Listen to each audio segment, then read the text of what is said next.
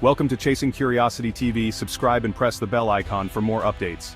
August 10th, 2025. The city of Manila stirs awake under a humid dawn, but the air is thick with more than just the promise of another tropical day. There's a sense of unease, a tension that seems to ripple through the streets even before the sun fully rises. As the city comes to life, breaking news erupts. Chinese Coast Guard ships have encircled a Filipino supply vessel near the contested Spratly Islands. The South China Sea, already a flashpoint, has become the stage for a new and dangerous confrontation. Newsrooms across the country flash urgent headlines. U.S. destroyer on high alert, Chinese ships block Philippine resupply. The tension is not just local, it's international, with the world's eyes now fixed on these troubled waters. On television screens, dramatic footage plays on a loop, massive Chinese ships shadowing a rusted, weather-beaten Philippine boat. The standoff is tense, every movement scrutinized, every second fraught with the possibility of escalation. In coffee shops, offices, and living rooms, Filipinos gather around screens, their faces etched with worry. For them, this is not a distant geopolitical chess game. It's a crisis unfolding at their very doorstep, threatening their livelihoods and their sense of security. Inside Malacanang Palace, the seat of government, officials scramble to respond. Phones ring incessantly as leaders field urgent calls from Washington and Beijing. Each side pushes its own narrative, each conversation a delicate balancing act between diplomacy and defiance. The South China Sea standoff has become a daily reality for the region, a high-stakes chess match with global consequences. Every maneuver, every statement, is analyzed by governments and analysts around the world, as the risk of miscalculation looms large. Across the archipelago, the tension is felt by all. Fishermen who depend on these waters for their catch, students who learn about sovereignty in their classrooms, and ordinary citizens going about their day, all feel the weight of the moment. The question on everyone's mind: what will happen next? The Philippines now stands at the very center of a contest between two superpowers. On one side, the United States, its treaty ally promising support and protection. On the other, China, its powerful and assertive neighbor determined to expand its influence and control. The West Philippine Sea is not just a local concern, it is rich in oil, gas, and fish, and serves as a vital artery for global trade. Whoever controls these waters holds the key to economic security and strategic advantage, making the Philippines a crucial gatekeeper in this international drama. The unfolding drama is a true David versus Goliath story, a small, determined supply boat facing down a fleet of Chinese vessels. Against overwhelming odds, the crew upholds not just their mission but the dignity and sovereignty of an entire nation. The Chinese ships, bristling with water cannons and employing aggressive intimidation tactics, represent a power intent on enforcing its claims that have been rejected by international courts and much of the world community. On the deck of the supply boat, Filipino sailors stand resolute. Their faces show determination and courage, knowing they risk everything. They have become living symbols of national defiance, embodying the spirit of a people unwilling to yield. Their mission has captured global attention. International journalists report live from Manila and the South China Sea, highlighting the immense pressures, dangers, and opportunities facing a nation at the heart of a 21st century power struggle. As crowds gather to watch live broadcasts, the world's gaze is fixed on the Philippines. The nation stands united, refusing to back down, determined to defend its sovereignty and its future, no matter the odds. At the heart of the South China Sea standoff sits the BRP Sierra Madre, a rusting, weather-beaten 1-2-era ship, deliberately grounded on the shallow waters of Second Thomas Shoal. Its battered hull, streaked with rust and scars from decades at sea, stands as a silent witness to history and conflict. The Sierra Madre is no longer a warship in the traditional sense, but it has become something far more powerful, a symbol. Manila's claim to these contested waters is anchored not just in steel, but in the unwavering resolve of those who serve aboard her. The ship's presence is a daily reminder that sovereignty is not easily surrendered. A handful of Filipino Marines endure relentless challenges. The sweltering tropical heat, the isolation of being hundreds of miles from home, and the constant, watchful eyes of foreign vessels. Cut off from the comforts of daily life, these Marines hold the line for their nation, their duty etched into every day spent on the ship's corroded decks. Their only lifeline comes in the form of risky resupply missions. Each journey to the Sierra Madre is a gauntlet, as supply boats must navigate through Chinese blockades and endure harassment at sea. Every delivery of food, water, and essentials is a victory in itself, a testament to the determination of those who refuse to be intimidated. Chinese ships have escalated tensions by using lasers and water cannons, turning every resupply into a high-stakes test of nerves and resolve. The Marines and sailors must remain calm and focused, knowing that any miscalculation could have serious consequences. The courage displayed by the Marines is quiet but unyielding, a daily act of defiance against overwhelming odds. Their bravery is not measured in grand gestures but in the steadfastness with which they face each new challenge day after day. The image of the Sierra Madre, battered by the elements but unbroken by adversity, has become a rallying cry for Filipino pride. It is a symbol that resonates far beyond the shoal, inspiring those at home and reminding the world of the nation's determination. The ship stands as proof that sovereignty is about willpower, not just firepower. It is the spirit of the people, not the size of the arsenal, that truly defines a nation's strength. Each mission to the Sierra Madre is a gamble with high stakes. The sailors and Marines persist, fully aware that a single misstep could spark a wider conflict in these tense waters. Yet, they press on, driven by duty and love of country. Their perseverance inspires a nation, reminding all Filipinos that honor and integrity are defended not just by might, but by spirit, sacrifice, and unity. The story of the Sierra Madre is a story of hope and resilience. To the outside world it may appear to be just a rusting ship, but to Filipinos, the Sierra Madre is a fortress of resolve, a living testament to the courage and determination of those who serve.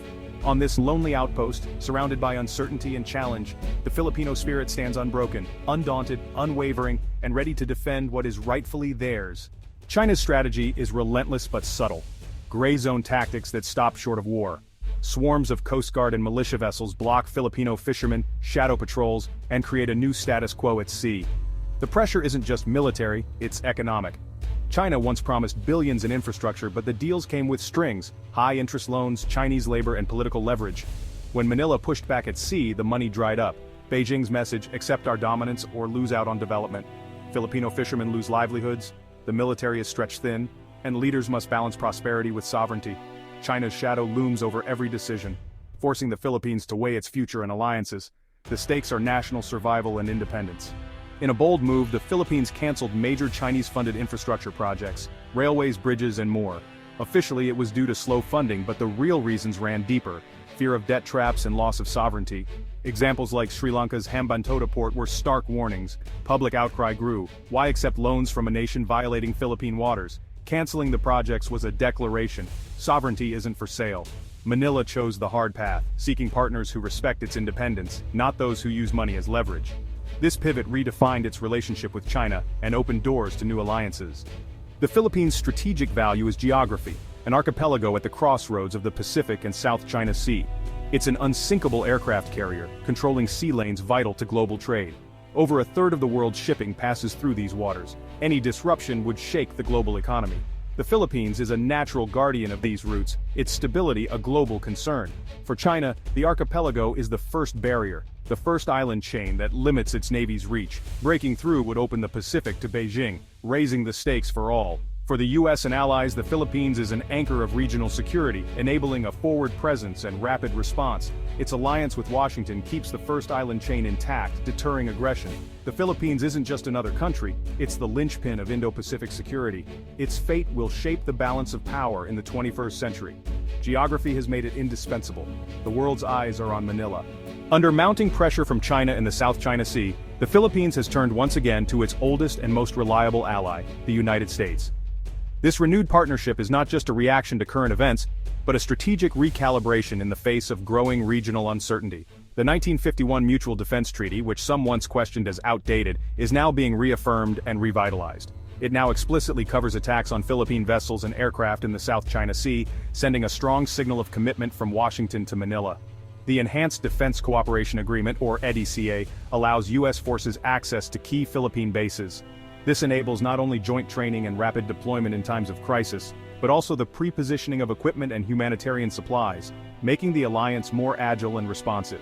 This isn't a return to the era of permanent U.S. bases, but rather the evolution of a flexible, modern partnership designed for today's challenges. U.S. support now includes advanced training, state-of-the-art equipment, and real-time intelligence sharing. These resources help the Philippines monitor its vast maritime territory, respond to emergencies, and deter potential threats more effectively than ever before. Joint patrols in the South China Sea, conducted by both navies, send a clear and unmistakable message. The U.S.-Philippines alliance is active, credible, and ready to defend shared interests. The ultimate goal is to build a self-reliant Philippine defense force, one that can stand on its own, not one that is dependent on outside help. Strengthening ties with Washington is a deliberate and strategic choice. It's about balancing power in the region, deterring aggression, and ensuring that Manila is never left to face challenges alone. With this alliance, the Philippines gains the confidence and capability to defend its sovereign rights and interests. This renewed partnership isn't about choosing sides in a global rivalry, it's about securing the nation's future, protecting its people, and upholding its independence. In a region marked by disputes and uncertainty, this partnership stands as a vital shield, one that helps ensure peace and stability for generations to come. Today, Manila stands stronger and more secure, with its trusted ally at its side, ready to face whatever challenges the future may bring. Alongside the US, Japan has emerged as a crucial partner for the Philippines. Once limited by its pacifist constitution, Japan now sees South China Sea stability as vital to its own security. Japan provides the Philippine Coast Guard with modern patrol vessels, radar systems, and training, boosting maritime law enforcement. Japanese aid is transparent, high quality, and focused on sustainable development, unlike China's debt-laden deals. Projects like the Manila subway are symbols of this trusted partnership. Trilateral cooperation with the US and Japan strengthens regional security and upholds a rules-based order. For Manila, Japan is a reliable, like-minded ally, offering both economic and security support. The rising sun's embrace gives the Philippines new leverage in a complex region. Once seen as a pawn, the Philippines is now charting its own course. The US-China rivalry has given Manila new leverage. It's no longer just reacting, but making bold choices. Canceling Chinese projects sent a message. Sovereignty comes first. Strengthening ties with the US and Japan provides a security backstop, letting Manila negotiate from strength. The Philippines is now a vocal leader in ASEAN, pushing for unity on the South China Sea. It's building ties with Australia, South Korea, and Europe, forging a broad coalition for a free Indo-Pacific. No longer a bystander, the Philippines is a key player, leveraging its geography and principles to shape its destiny. The nation's future is now in its own hands. The Philippines' choices are rippling across the Indo-Pacific, shifting the balance of power. By standing firm and building alliances, Manila is defending not just its territory, but the principle of a rules-based order. Its actions inspire neighbors like Vietnam and Indonesia, showing that resistance is possible. The archipelago is now a bellwether for the region's future. If Manila succeeds, the Indo-Pacific can remain free and open. If it falters, coercion may become the norm. The stakes are enormous. The Philippines is no longer a passive bystander, it's shaping the region's destiny.